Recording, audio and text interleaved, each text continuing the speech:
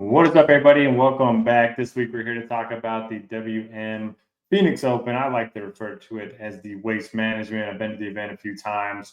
It's a lot of fun. If you've never been, highly recommend getting your group of friends or anybody that likes to watch golf and have a good time.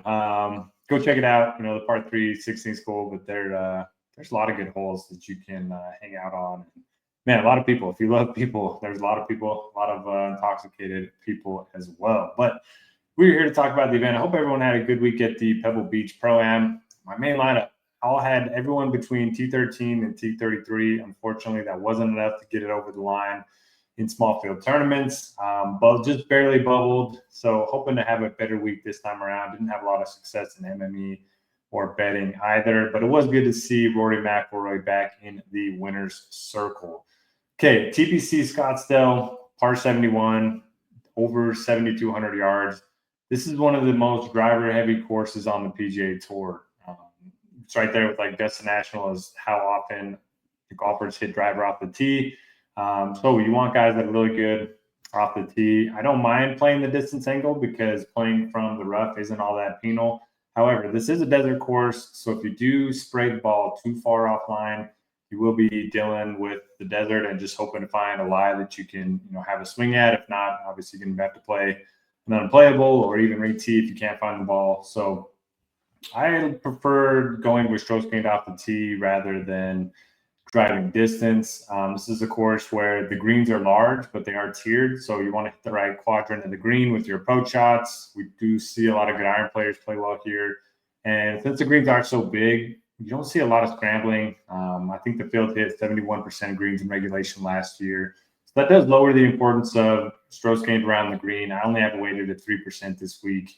And then putting, we've seen a lot of bad putters play well here in the past. Tony Finau, Justin Thomas, Hideki Matsuyama, Scotty Scheffler. So for me, this is more of a ball strikers course than, a birdie fest where we just want the really good putters and guys that can hit it close. I really do think, it sets up well for ball strikers. So I'm weighing 9% to off the tee, 3% to total driving, 12% stroke gain approach.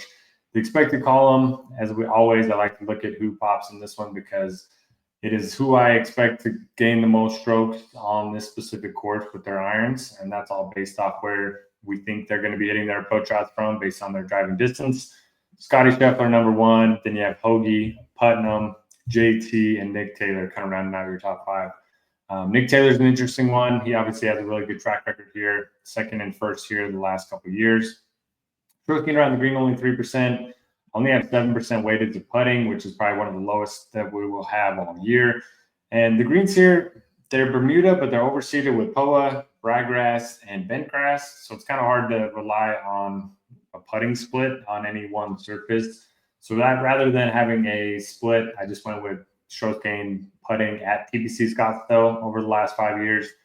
Todd, number one, Kuchar, who actually withdrew, don't play him. Ricky and Sigala and Harmon kind of round out your top five. So if you want to look for guys that have putted well here in the past, you can bump this up. I only have it at 1%. I don't mind putting it at 0%, just putting it, in one of these other categories. Birdie or better percentage at 3%, bogey avoidance at 5%. Now, this course history here matters more than anywhere else except for Augusta National and Riviera Country Club. So guys that play well here tend to play well here every year. It could be due to the course. It could be due to the fact that ball striking matters a lot here. It could be due to the comfortability with the crazy environment. This is a unique event in that, they play music and they call the golfers by name when they get to the 16th hole. And it's just such a different vibe than most PGA Tour events. So it might be, that too. So I put course history at 6%. I was going to put it higher, but I also have strokes gained on desert courses. So there's going to be some overlap here. So who's gained the most in the desert or on desert courses over the last 3 years? You have Scheffler, JT Poston, Sam Burns, and Tom Kim. That includes the one in Vegas, a couple of them in California. And we have driver heavy courses, and these filters are available on the rabbit hole if you want to check that out on BetSperts. We do have a link to sign up with them. If you'd like to try it out, Scheffler number one, Hideki 2, Wyndham Clark 3, Burns, and Doug Ginn kind of round out who plays the best on driver heavy courses. cuts made in recent finishes, and then you have your strokes gained metrics overall. So we have short-term, midterm, long-term. It's kind of a mix of like 6 months, 12 months, 18 months for long-term. So a little bit more heavy weighted to short-term because the long-term is also included in these metrics here. So this is how often a golfer finishes in the top 25% of the field that they're playing in, top 10% of the field, top 5% of the field. So when I'm betting, I kind of like to look at this top 5% metric, kind of just how often guys are in the mix. Like Clanton's a guy that's shown up a lot on leaderboards, hasn't played a ton, but Scheffler 55%, that's just ridiculous. McCarty doesn't have a ton of starts, but he's been up there, especially since this includes Korn Ferry Tour results as well. Højgaard has a lot of good finishes on the DP World Tour. Grazerman's been good. Theegala, inconsistent, but does have a lot of high-end finishes. Then if you want like high floor guys that are going to make the cut and then kind of play well on the weekend and kind of just have a lot of top 30, 40 finishes, I like bumping up this column here. So it just kind of depends on what you're looking for. For the overall ratings this week, I have them equally weighted at 5% each.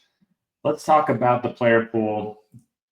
Look, Scottie Scheffler, first week back, ended up gaining almost a stroke and a half more with his irons than anyone else at Pebble Beach. So I was promising. He ended up losing almost 2 strokes around the green, which is very unlike Scheffler. He won here back-to-back in 22 and 23, finished third here in 2024. For me, I want to be overweight on Scheffler. Now, he's going to be pretty popular, but I was looking at his top 5 odds today. He's minus 120 to finish in the top 5. And if he does, he's probably going to be in the optimal lineup. So for me, that kind of screams a greater 50% chance that he's going to be in the optimal lineup. So you might as well play him over the 36% ownership that we have him right now. So I'm probably going to be 60 to 80% Scheffler in my MME builds. He's going to be in my single entry lineup as well. And then after that, I don't love the 9K range, which we'll talk about, but I do like the other guys in the 10K range. The problem is if I plays 80% Scheffler, I'm not going to be able to have 20% in each of these guys. But I did bet Sam Burns outright at 28 to 1. JT has a great course history, 5 straight top 15 finishes, and he's finished second and third recently. Burns has a couple of top 6 finishes here in a row. Hideki, this used to be the spot where we would play him. He'd be the most expensive. He'd be like 8 to 1 to win. And he would play great here every year. Now, those results have fallen off a little bit, but still 5 straight made cuts. Did pick up a win earlier this year. So I like all the guys above 10K. And then the 9K is just not that appealing. I mean, Sungjae projects well, but I don't know. I don't feel he doesn't have the best course history. His results have been a little bit spotty over the last 3 events, and he's not really a long hitter off the tee. Corey Connor is kind of just a safety play. If he was 8K, I'd have a lot more interest in him. I do like Theegala at 8%, so he almost won here in 2022. I don't know if anybody's seen the Netflix PGA Tour show. He was in line to win this event, and he had a bunch of adrenaline heading into the 17th hole on Sunday. Ended up hitting like too good of a drive. It went through the green, through the back of the green, into the water. He thought it was perfect because it was right on line. And I think he ended up making bogey and then, not winning the event. So he probably could have won here in 2022. And he's just, again, one of those guys that when everybody's off him, you want to play him because he's volatile, but he has a bunch of upside, even if he doesn't show the incoming form. I like Kitayama quite a bit. The model loves him. So he's really good at 4 things in the model. Off the tee, top 6 in the field. Approach, top 10 in the field. Course history, one of the best in the field. Shows gain on drive or desert courses, one of the best in the field. So that's kind of why Kitayama's right now so well at 8,900. Don't have a strong take on Kim. Don't have a strong take on McNeely, Clark. I mean, they're all fine. I might get a little bit of them. Clanton, he's never played here before, which worries me a little bit. But if anybody's going to be like cool with the vibe, I mean, it's probably going to be him. He's been on YouTube Golf with, I want to say Good and Grant Horvat and some of the other guys. So maybe even Bob Does Sports. So he's obviously okay with the rowdy crowd. He's a young guy. Just a ton of upsides. I'll probably play some Clanton. Benny Allen's got some decent course history. Ben Griffin's really projecting well. I don't love the driver numbers, and I don't love that he's not great in strong fields, but I might play a little bit of Ben Griffin. Love Siwoo Kim, going to play a bunch of him. He used to be terrible at the course, but he's gotten better and better the last 4 years. If he continues that, he'll probably post a top 10 this week. I like Glover quite a bit. Love Billy Horschel. I have him tagged as a core play. Doug Gim's a good ball striker. If he's not going to be owned, I'll play some of him.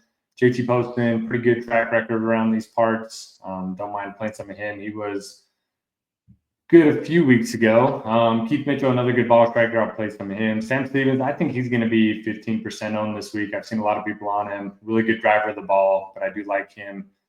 Novak's a good play. Then you have like the 9K guys, the Straka and McIntyre. I just don't think I can get there. Straka's been playing great. Kind of struggled on Sunday, but he hasn't been good here. If he's going to be 20% owned, I'm happy to fade him. Bobby Mack, he's been striking the ball pretty well, but he feels overpriced to me. I like Eric Cole. Don't mind getting on Fitz this week. Really like Minwoo Lee. So when you think of a guy that gains a bunch of strokes off the tee, gains a bunch of strokes with the putter, good with the mid to long irons, and he's got to love this atmosphere, right? He's always on Twitter. Let him cook with the memes and the videos, and he loves the attention. So I think he's gonna have a really big week. And I'm usually not a big Minwoo Lee guy. Like, I like watching him, but just he seems overpriced in DFS a lot. But I'll be on him this week. See if there's anybody else. The 6Ks aren't that great, but I like Patrick Rogers. I like Patrick Fishburne. I had my eye on Carson Young. Anytime you get Carson Young on a course with big greens, I like him because he's good off the tee, he's good on approach, he's a good putter. He's just like dead last in the field and around the green. So when you get those big greens, he's likely to hit more of them, and then he tends to play a lot better. Yeah, that'll do it for the week. So the outrights, I have Sam Burns. I have Sam Burns at 28-1. I have Tigala at 45-1. And then I have Billy Horschel at 75-1. If you want to join me on those, hop on in. Should be a lot of fun if we can get somebody in the mix on Sunday. It is scary fading Scheffler in the betting market. I mean, he's 3-1. He's like plus 280 is actually his best number, which is just crazy in a full field event. But he's been so good here. That's kind of why I want to be overweight on him in DFS, because I'm not going to be betting him outright. And if you are scared of Scheffler, you can definitely check out the winner without market on FanDuel. Anyway, want to wish everyone the best of luck. We will catch you back here next week.